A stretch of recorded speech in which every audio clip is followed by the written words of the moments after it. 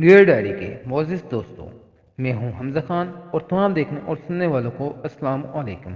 ہمارا آج کا موضوع ایک لڑکی کی یاداشت پر مبنی ایک ایسی بزرگ خاتون کے متعلق ہے جس کا یہ ماننا تھا کہ اس نے اللہ کو دیکھا ہے۔ اس خاتون کا تعلق پاکستان کے مشہور شہر فیصل آباد اور فیصل آباد کے مشہور بازار جنگ بازار سے تھا۔ پیارے دوستوں، کہانی میں مزید آگے بڑھنے سے پہلے آپ تمام دیکھنے اور سننے والوں سے گزارش ہے کہ ہمارے چینل کو سبسکرائب کرتے ہوئے ساتھ میں موجود گھنٹی کے بٹن کو ضرور دبائیں، اور وقت کا بالکل ضائع نہ کرتے ہوئے ہم بڑھتے ہیں اپنی کہانی کی جانب۔ جنگ بازار کی مائی جھنڈی۔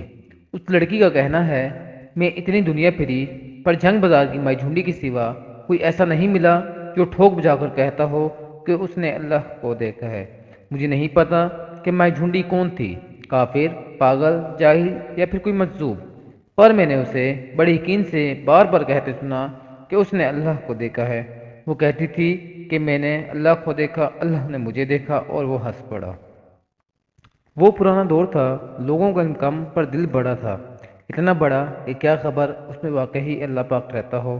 ان کا دل اتنا بڑا تھا کہ مولوی صاحب کی بڑبڑاہٹوں کے باوجود محلے کے لوگ مائی جھنڈی کو قبول کیے ہوئے تھے، بھلے ہی ان میں سے شاید سبھی یا کچھ یہ سمجھتے ہوں کہ مائی سٹیا گئی ہے، اور شاید ان میں سے چند ایک کوئی شک بھی گزرتا ہو کہ کہیں مائی کے جملے کفر کی زد میں تو نہیں آ جاتے، مگر پھر بھی ان کا دل یہ ماننے کو تیار ہی نہیں تھا کہ اللہ پاک کا نام اتنی محبت سے لینے والے کو دل میں ذرا بھی برا جان لیں۔ جنگ بازار میں ایک پرانے مندر کے احاطے کے بیچوں بیچ برگد کا ایک درخت ہے جس کے قریب بہت سی جھاڑیاں بھی ہیں۔ شاید انہی وہ جھاڑیوں کے قریب بیٹھنے کی وجہ سے اسے مائی جھنڈی کہا جاتا تھا۔ مائی جھنڈی صبح سویرے برگد کے درخت تلے آ بیٹھتی جہاں اس کے بیٹے کا کولو تھا۔ وہ سارا دن سرگوشیوں میں بیل سے باتیں کیے جاتی۔ ہم نے کئی بار کان لگا کر سننے کی کوشش بھی کی کہ وہ کیا بولتی، پر کبھی سمجھ نہیں پائے۔ ہم جب بھی اس سے پوچھتے تو کہتی، بیل کو سمجھاتی ہوں، حوصلہ دیتی ہوں، بیچارہ بڑا اکیلا ہے، میں باتیں کرتی رہتی ہوں تو بیل تیز چلتا ہے، گھبراتا نہیں ہے۔ ہمارے پاس اس کی باتوں کو چاشنے کا کوئی ذریعہ بھی نہیں تھا کہ ہم اسے ہمیشہ وہیں بیٹھے بیلوں سے باتیں کرتے دیکھتے تھے۔ وہ اپنے کام کو بڑی لگن اور بڑی ذمہ داری سے کرتی تھی۔ کئی بار تو بخار میں تپتی رہتی، سردی سے ڈھڑتی رہتی، پاگلوں طرح کانپتی رہتی، مگر اس بوڑھے سے نہ اٹھتی۔ اس کے بیٹے بہو نے بڑی بار اس محبت سے تنگ آ کر غصے سے سمجھانے کی کوشش کی کہ دھندے کی جگہ چھوڑ دو، وہ گھر میں آرام کرے، پر وہ کسی کی نہ سنتی اور ہر صبح سویرے وہاں پہنچ جاتی۔ بیلوں کے ساتھ ہر آنے والے گاہک سے بات کرنا بھی اس کا معمول تھا۔ وہ ہر ایک سے کچھ نہ کچھ ضرور کہتی، کوئی دعا، کوئی سوال، کوئی چوبتا ہوا جملہ۔ لگتا تھا جیسے بیلوں کی طرح اس کا گاہکوں سے بات کرنا بھی ضروری ہو۔ گاہکوں کا حوصلہ بڑھانے کے لیے جیسے وہ گاہکوں سے باتیں کرتی رہے گی تو اس کے بیٹے کا دھندا زیادہ چلے گا۔ اس کے بیٹے اور بہو نے اب اس کے ساتھ سر کھپانا چھوڑ دیا تھا۔ وہ دونوں محنتی لوگ تھے۔ برگد کے نیچے سارا دن بیل گھومتا رہتا اور بوریوں سے الجھے رہتے۔ انہیں گاہکوں کی فکر تھی، آنے والے موسموں کی فکر تھی، ان بچوں کے بیاہ کی فکر تھی جنہیں ابھی تک ٹھیک سے اپنی ناک صاف کرنا بھی نہیں آتی تھی۔ رات کی روٹی کھاتے تو صبح کے ناشتے کی فکر تھی۔ بس انہیں فکر نہیں تھی، وہ اپنی بیل کی فکر نہیں تھی۔ وہ انہیں کبھی بیل کو مارتے یا زبردستی چلاتے نہیں دیکھا۔ وہ تو مائی جھنڈی کی سرگوشیوں پر تیز چلنے لگتا تھا۔ نانی کہتی تھیں کہ وہ پہنچی ہوئی ہے، اور گھر میں اگر کوئی اچھی چیز بناتی تو بڑے اہتمام سے چھوٹی پلیٹ میں رکھ کر اسے صاف کپڑے سے ڈھک کر مجھے دیتی تاکہ میں مائی جھنڈی کو دے آؤں۔ مائی جھنڈی بھی جیسے اس کی عادی ہو گئی تھی، میرے ہاتھ میں پلیٹ دور سے دیکھ کر نعرہ لگاتی کہ دیکھیں آج میرے اللہ پاک نے میرے لیے کیا بھیجا ہے۔ شروع میں بھی چڑ جاتی اور تھملا کر کہتی کہ یہ نانی نے بھیجا ہے، صفیہ خاتون جو چوبارے والے گھر میں رہتی ہیں، اور مائی جھنڈی مسکراتی، ہاں ہاں کیوں نہیں، پر بھلا صفیہ خاتون کو کس نے بھیجا ہے؟ میں جھنجھلا جاتی، بھلا یہ کیسا سوال تھا؟ تب مجھے لگتا تھا جیسے مائی جھنڈی مجھے بچی سمجھ کر میرا مذاق اڑانے کی کوشش کرتی تھی، مگر پھر میں نے دیکھا اس کی تو ہر بات اللہ سے شروع ہوتی ہے۔ ہوا چلتی تو شکر کرتی کہ اللہ نے کیا ٹھنڈی ہوا چلائی۔ اس کی بہو غصے میں آ کر اسے کوسنے دیتی تو کہتی اللہ پاک آج مجھ سے ناراض ہے۔ بیمار پڑ جاتی تو کہتی اللہ کی چھٹی آئی ہے کہ مائی جھنڈی ہمیں بھول تو نہیں گئی۔ چڑیا گاتی تو کہتی سبحان اللہ۔ گدھا بولتا تو اس کی طرف مسکرا کر دیکھتی اور کہتی تیرا سا خوش قسمت کون ہوگا بھلا جس کا ذکر خود اللہ نے اپنی کتاب میں کیا ہے۔ مائی جھنڈی اتنا اللہ اللہ کرتی کہ الجھن ہونے لگتی۔ میں تو اس گھر سے تھی جس میں اللہ کی کتاب کو بھی زری غلاف میں بیٹھ کر الماری کے سب سے اونچے خانے میں رکھی ریہل میں رکھا جاتا۔ ہمارا اللہ بہت بڑا تھا، بہت زبردست، جیسے کہ بہت بڑا شہنشاہ ہو، پر مائی جھنڈی کے قریب آ کر جیسے اللہ ایک کھلنڈرے دوست میں بدل جاتا، جس جو اسے دیکھ کر مسکراتا تھا، اس کے ساتھ کھیلنے کو مچلتا تھا، اونچے درختوں پر لگی کچی امبے توڑنے سے نہیں گھبراتا تھا۔ ہمارا اللہ تو پورے جہاں کا مالک تھا، جسے پوری کائنات کا نظم و نسق چلانا ہوتا تھا، اور مائی جھنڈی کے اللہ کو تو جیسے کوئی دوسرا کام ہی نہیں تھا۔ وہ تو بس اگر ساری دنیا کی کلیاں گھما رہا تھا تو صرف اس لیے کہ مائی جھنڈی کے چہرے پر مسکراہٹ لے آئے۔ ہمارا اللہ مائی جھنڈی کے اللہ سے بہت جدا تھا، اس لیے مجھے ہمیشہ مائی جھنڈی کے قریب جانے سے الجھن ہوتی تھی، پر نانی جب بھی کوئی کھانے کی چیز دیتی تو مجھے جانا ہی پڑتا تھا، اس کی دعائیں سننی ہی پڑتی تھیں، اس کا جھریوں زیادہ سا ہاتھ اپنے سر پر پھروانا ہی پڑتا تھا۔ ہاں البتہ مزے کی بات یہ تھی کہ وہ مجھے ہمیشہ اپنے کھانے میں شریک بھی کر لیتی، اور یوں گھر میں تو میں اپنا حصہ کھاتی، مگر مائی جھنڈی کے ساتھ بھی خوب مزے سے کھاتی۔ مائی کے پاس ہر سوال کا جواب ہوتا تھا، پھر کبھی کبھی ایسا ہوتا کہ وہ اتنا کہہ کر خاموش ہو جاتی، یہ بات بس میں جانوں یا میرا اللہ جانے۔ اور یہ کہتی بھی بڑے عجیب انداز میں تھی۔ جب وہ کہتی میں جانوں تو انگلی سے آسمان کی طرف انگلی کی اٹھاتی، اور میں اللہ جانے کہتی تو انگلی اپنے دل پر رکھ لیتی، اور ایسا کرتے ہوئے اس کی آنکھیں یوں جمی رہتی جیسے کوئی غیر مری شے کو تکتی ہوں۔ شروع میں تو لوگوں نے اسے ایک اتفاق ہی سمجھا، اور کئی لوگوں نے شاید اس کی توجہ دلانے کی کوشش بھی کی ہو، مگر وہ ہمیشہ ایسے ہی کرتی رہتی۔ اور اب اگر میں سوچوں تو دل میں ایک پھانس پڑ جاتی ہے کہ نہ جانے کیوں وہ جانتے ہوئے بھی ایسا کرتی تھی۔ میں ہمیشہ مائی سے چڑی رہتی، کوشش کرتی کہ میں اس کی بے سرپا باتوں پر زیادہ نہ سوچوں، مگر ایک دن میرے کان کھڑے ہو گئے جب وہ میری خالہ سے بات کر رہی تھیں۔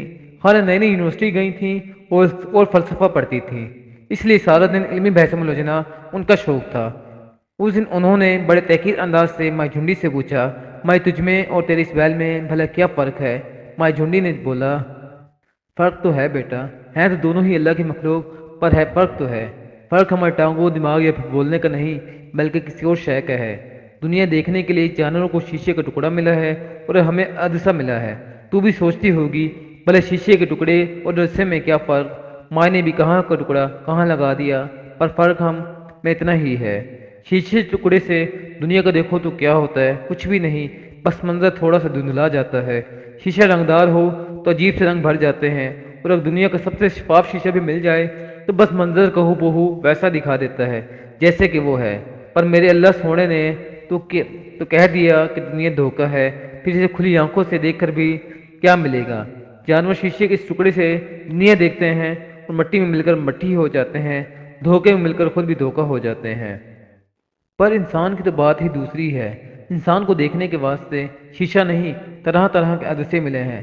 ہر عدسہ مختلف ہے، کوئی چیزوں کو چھوٹا کر کے دکھاتا ہے تو کوئی دور کر کے دکھاتا ہے، کوئی الٹا کر کے دکھاتا ہے تو وہ مکھی کو اتنا بڑا کر کے دکھاتا ہے کہ وہ ہاتھوں کے دیہاتی کے جیسی لگنے لگتی ہے۔ عدسہ ہمیں دنیا نہیں دکھاتا بلکہ عکس دکھاتا ہے، عکس جو ہمیں رلاتے ہیں، ہنساتے ہیں، غصہ دلاتے ہیں۔ دنیا دھوکہ ہے پر عکس سچا ہے کہ وہ ہمارے ذہن میں بنتا ہے۔ اللہ نے ہمیں بڑی مہربانی کی جو ہمیں یہ نظر دی ہے، اور ہم ایک ہیں جو عکس چھوڑ کر شیشے کے ٹکڑوں کے پیچھے بھاگنے کی کوشش کرتے ہیں، حقیقت ڈھونڈتے ہیں جو کہیں ہے ہی نہیں۔ حقیقت کوئی نہیں، اور ہے بھی تو اس کے اتنے رنگ ہیں جتنے اللہ پاک کے بندے۔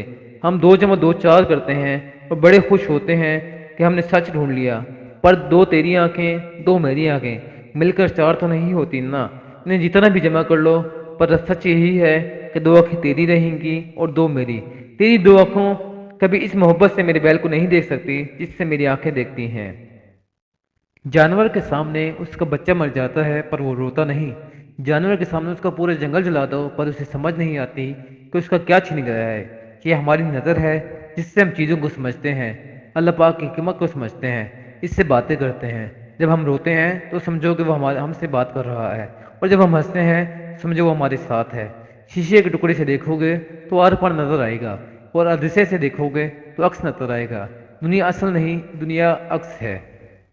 میں نے خالہ کو اتنا خاموش کبھی نہیں دیکھا تھا۔ اس دن مجھے لگا جیسے کیا پتہ مائی نے واقعی اللہ کو دیکھا ہو۔ ایک دن دوپہر کو جب مائی سستانے کو تھوڑی دیر کو زمین پر لیٹ گئی تو میں نے آہستگی سے پوچھا، مائی کیا تو نے واقعی اللہ کو دیکھا ہے؟ تو مائی مجھے کہنے لگی، تجھے یقین کیوں نہیں آتا؟ اللہ کوئی بڑا بادشاہ تو ہے نہیں جو کسی دور دراز آسمانوں پہ رہتا ہے، اللہ تو ہر شے میں ہے۔ اب جو ہر شے میں ہے اسے دیکھ لینے پر ہم سب اتنا حیران کیوں ہوتے ہیں؟ ہاں اگر اللہ کو نہیں دیکھ سکتا تو ہم اس غریب پر افسوس کرنا چاہیے۔ ہر شے کے دو روپ ہیں، ایک ظاہر اور ایک باطن۔ ظاہر کا روپ دنیا ہے اور باطن کا روپ اللہ ہے۔ جب کوئی نظر باطن کا روپ دیکھ لیتی ہے تو پھر واپسی کا کوئی راستہ ہی نہیں رہتا۔ میں نے پوچھا، مائی اللہ کیسا ہے؟ مائی ہنس پڑی اور بولی، یہ بات بس میں جانوں یا میرا اللہ جانے۔ مائی تو جیسے مسکرا کر سوال ٹال دیا، پر میں چھوڑنے والی نہیں تھی۔ محلے کی ہر بوڑھی عورت سے میرا ایک ہی سوال تھا کہ مائی جھنڈی نے اللہ کو کہاں دیکھا؟ کسی کے پاس اس سوال کا کوئی جواب ہی نہیں تھا۔ پھر ایک دن ایک بوڑھی عورت اپنے بیٹے کے ساتھ آنگے میں بیٹھ کر مائی جھنڈی کے پاس آئی اور دونوں وہیں زمین پر بیٹھ کر گھنٹوں باتیں کرتی رہیں۔ میں ایک پلیٹ میں کچھ لے کر آئی تو مائی جھنڈی نے بتایا کہ وہ اس کی بچپن کی سہیلی ہے، تب کی جب وہ لوگ میری عمر کے ہوتے تھے۔ مجھے لگا کہ جیسے وہ موقع آ گیا ہے۔ میں نانی سے کہا کہ ہمارے چبارے پر ان کا اور ان کے بیٹے کا بستر لگوا دیں۔ وہ لوگ کافی دور سے آئے تھے اور مائی جھنڈی کے چھوٹے گھر میں ان کے سونے کا انتظام تو ہو نہیں سکتا تھا۔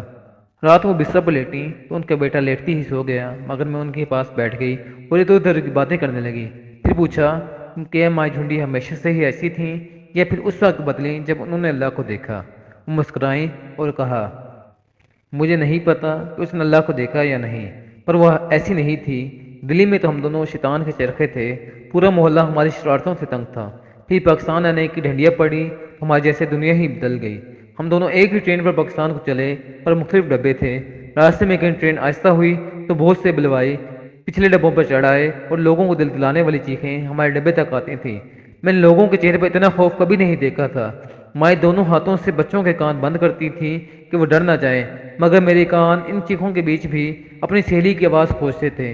چیخیں قریب آتی گئیں اور پھر شور مچا کہ اسٹیشن کی روشنی نظر آ گئی ہیں۔ اسٹیشن پر شاید فوج کے بندے تھے، پلوائی سے پہلے ہی بھاگے۔ فوجیوں نے آدھی ٹرین کو کٹی دیکھی تو انہوں نے اسے روکے بنا ہی اسی طرح آگے بھیج دیا۔ پاکستان میں اسٹیشن پر اترے تو ایک عجیب منظر تھا، ڈبوں کے دروازوں سے خون رستا تھا۔ میں بھاگی بھاگی اس ڈبے تک پہنچی تو لاشیں دروازے تک آ گئی تھیں۔ میں وہیں کھڑی رہ گئی۔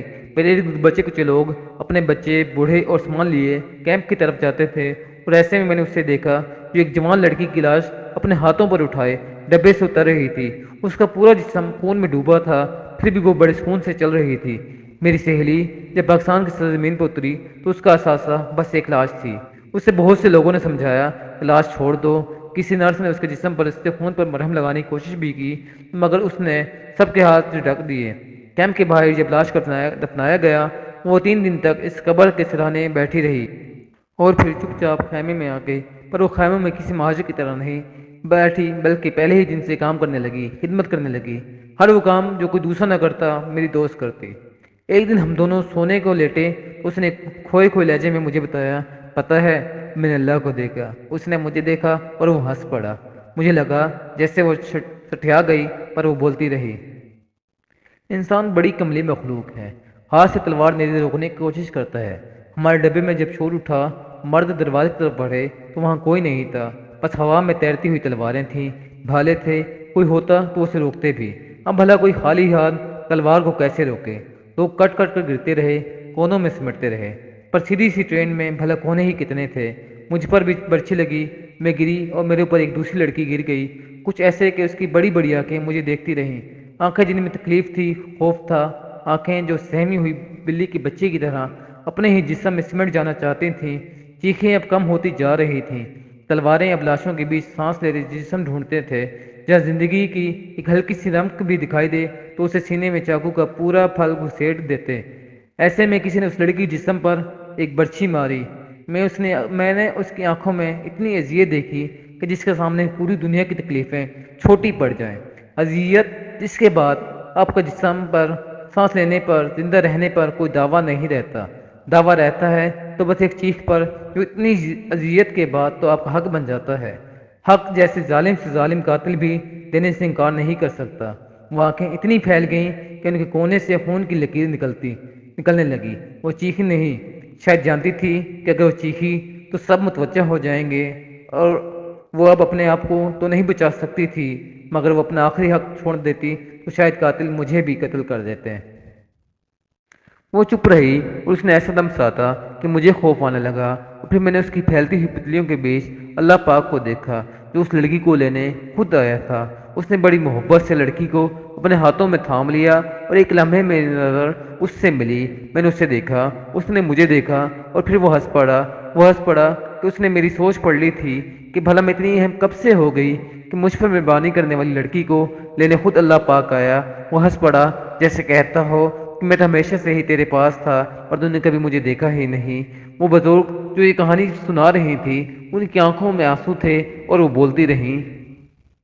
اگلے دن بوڑھی اماں چلی گئیں اور مائی جھنڈی کی زندگی ویسے ہی چلتی رہی۔ وہ بیلوں سے باتیں کرتی، کہتی کہ اس نے اللہ کو دیکھا، لوگوں کی اوٹ پٹ ٹانگ باتوں پر جھنجھلاتی نہیں، وہ ویسے ہی رہتی۔ پر میں بدل گئی۔ اب میں ہر شام بڑے التزام سے اپنے حصے میں سے بچا کر اس کے لیے پلیٹ بھر کر کچھ کھانے کو لاتی اور بڑی دیر تک اس پر بیٹھتی اور بیٹھ کر اللہ کی باتیں سنتی۔ میں نے پڑھنے کو شہر چھوڑا تو جیسے سب کچھ چھوٹ گیا اور پھر بہت سالوں کے بعد لوٹی تو بہت کچھ بدل گیا تھا۔ جنگ بازار میں برگد کا پیڑ کٹ گیا تھا، اس کے نیچے کوئی کولو نہیں چلتا تھا۔ ایک دکان تھی جس میں ایک مشین لگی تھی جس میں مائی جھنڈی کا بیٹا منہ پر رومال رکھے کام کر رہا تھا۔ مائی جھنڈی جا چکی تھی۔ دل میں آیا کہ پوچھوں بھلا مائی جھنڈی گئی تو کیا بیلوں نے تیز چلنا چھوڑ دیا تھا اس لیے مشین لگا لی یا کوئی اور بات؟ یہ سوچ کر رک گئی کہ بھلا اس غریب کو کیا پتا کہ مائی جھنڈی کون تھی۔